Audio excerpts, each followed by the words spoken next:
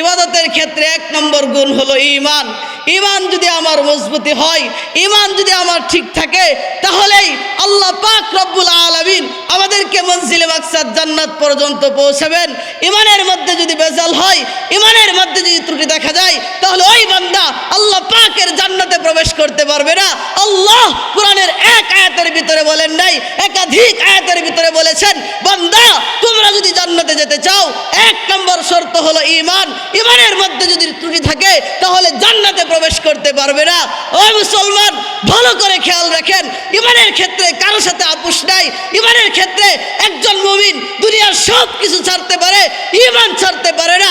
একজন রিকশাওয়ালা, একজন ভ্যানওয়ালা, একজন সাধারণ মানুষ যে দুনিয়ার কিছুই পাই নাই, অট্টালিকা পাই নাই, বাড়ি গাড়ি পাই নাই, অর্থ সম্পদ পাই নাই, শিক্ষিত হতে পারে নাই, ঈমানের মতো মহান দৌলত পেয়েছে, ওই ব্যক্তিরা আল্লাহর কাছে এত দামি। দুনিয়ার তামাম 200-600 কোটি কাফের মুশরিক যারা অর্থ অবস্থায় অনেক উন্নত, তাদের বাড়ি গাড়ি আছে, যাদের ব্যাংক ব্যালেন্স আছে, আল্লাহর কাছে তাদের 1 পয়সার মূল্য নাই, যেমন মূল্য আছে একজন ভ্যানওয়ালা ঈমানের। কথা কোন ঠিক কিনা? এজন্য দোস্ত ভালো করে খেয়াল রাখতে হবে, ঈমানের ক্ষেত্রে যেই জিনিসের সাথে সাংঘর্ষিক হবে ওই জিনিসকে বাদ দিতে হবে। আজকে আমরা দুনিয়ার স্বার্থে পড়ে, দুনিয়ার মোহে পড়ে সব কিছুই বাদ দিতেছি, এমনকি আমার ঈমানকে পর্যন্ত বিক্রি করে দিতেছি। আমার ঈমানের সাথে যদি আমার ভাইয়ের টক্কর লাগে, ভাইকে বাদ দিতে হবে, আগে আমার ঈমানকে আঁকড়ে ধরতে হবে। আমার ঈমানের সাথে যদি আমার বোনের টক্কর লাগে, তাহলে বোন আগে নয়, আগে হলো আমার ঈমান। একজন মুসলিমের পরিচয় হবে মুসলিমের ঈমানের সাথে যদি তার মায়ের টক্কর লাগে, মা আগে নয়, আগে মুসলমানের ঈমান। মুসলমানের ঈমানের সঙ্গে যদি তার বাবার টক্কর লাগে, বাবা আগে নয়, আগে তার ঈমান। মুসলমানের ঈমানের সাথে যদি তার দেশের টক্কর লাগে, দেশ আগে নয়, আগে তার ঈমান। মুসলমানের ঈমানের সাথে যদি তার রাষ্ট্রের টক্কর লাগে, রাষ্ট্র আগে নয়, আগে তার ঈমান। ধরে বলেন কথা ঠিক কিনা? আজকে আমরা দুনিয়ার কিছু টাকা পেয়ে কিছু স্বার্থের জন্য ঈমানকে বিক্রি করে দেই।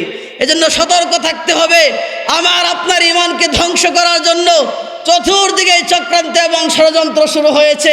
হুজুর চলে এসেছেন, একটি কথা বলে শেষ করে দিব। চতুর্দিকে চক্রান্ত এবং ষড়যন্ত্র শুরু হয়েছে।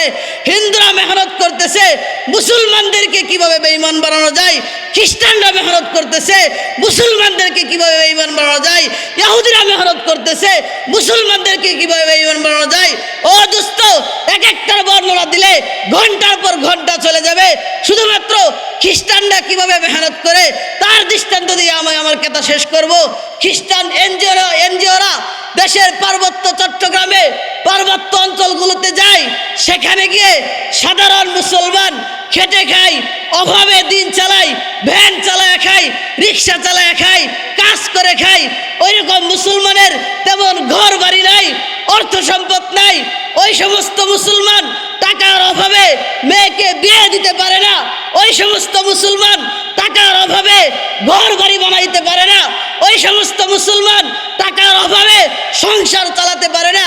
এই সমস্ত এনজিও খ্রিস্টানেরা যায় ওই সমস্ত আমার ভাই সাধারণ মুসলমানদের কাছে, গিয়ে বলে, ও ভাই, তুমি তো মুসলমান, আমি হলাম খ্রিস্টান, তোমার ধর্ম ইসলাম, আমার ধর্ম খ্রিস্ট ধর্ম, তোমাদের নবীর নাম মুহাম্মদুর রাসূলুল্লাহ, আমাদের নবীর নাম ঈসা আলাইহিস সালাম, তোমাদের পয়গম্বর মুহাম্মদুর রাসূলুল্লাহ যেমনি ভাবে আল্লাহর পক্ষ থেকে প্রেরিত নবী এবং রাসূল, ঠিক তেমনি ভাবে তোমাদের নবীর আগে আমাদের পয়গম্বর ঈসা আলাইহিস সালাম আল্লাহর পক্ষ থেকে প্রেরিত এবং সত্য রাসূল।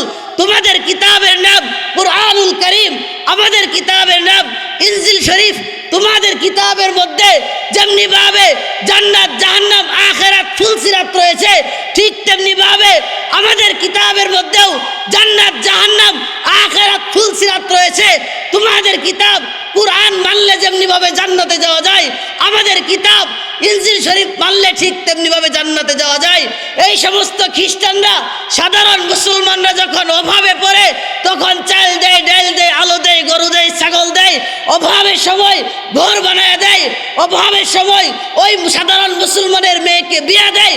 যখন ওই সমস্ত মুসলমানদের কাছে গিয়ে বলে, তোমার সহযোগিতা তো আমি করেছি, কোন মুসলমান করে নাই, তোমার সাথে তো আমি ছিলাম, কোন মুসলমান ছিল না, সুতরাং আজকে তুমি খ্রিস্ট ধর্ম গ্রহণ করো। ও দোস্ত, কি বলবো দুঃখের কথা, সাধারণ মুসলমান যুক্তি দেখে কথা তো ঠিক, তাদের ধর্ম সত্য ধর্ম, তাদের নবীও সত্য নবী, আমাদের ধর্মও সত্য ধর্ম, আমাদের নবীও সত্য নবী। তাহলে এত আমার বন্ধু আমার বিপদের সময় পাশে ছিলে, আমাদের বিপদের সময় পাশে ছিল, সুতরাং আমি খ্রিস্ট ধর্ম গ্রহণ করি।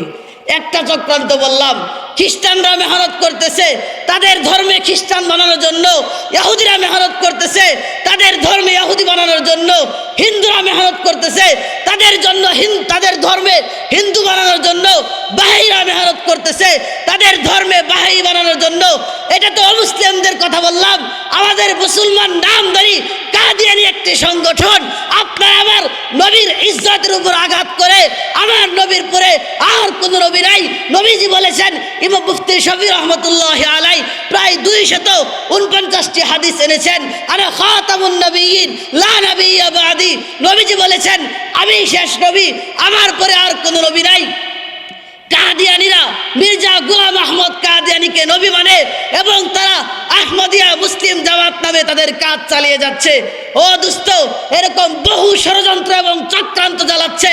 আপনারা আমার দায়িত্ব, প্রত্যেকের স্থান থেকে যে দাওয়াতের সাথে আছেন, দাওয়াত তাবলীগের কাজ করবেন, যে দাওয়াতুল হকের সাথে আছেন, দাওয়াতুল হকের কাজ করবেন, যে মসজিদের তালিমের সাথে মুতালিম শুনেন, তালিম শুনবেন।